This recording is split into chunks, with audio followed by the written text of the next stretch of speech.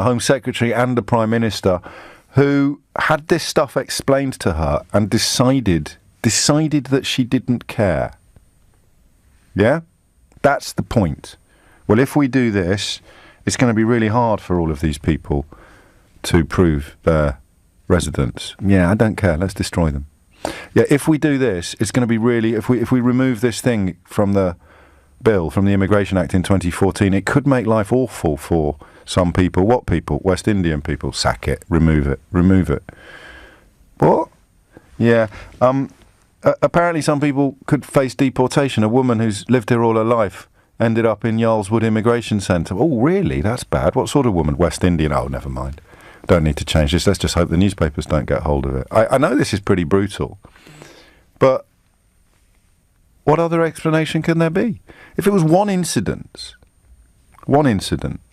you could just about reach for incompetence rather than corruption, couldn't you? And I mean moral corruption, not financial. I mean morally corrupt. To look at two people suffering the same plight and care about one of them because they're white and middle class and not care about the other one because they're black and working class. That's morally corrupt.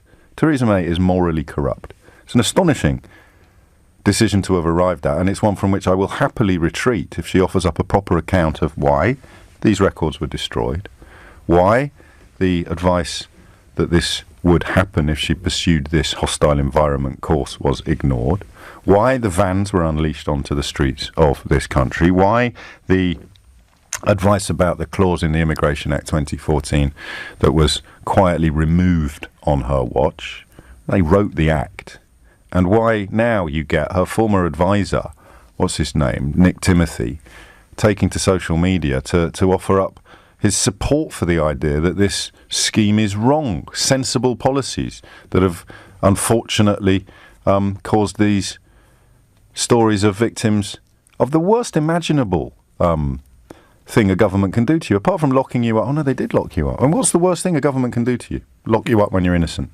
right? They're doing it.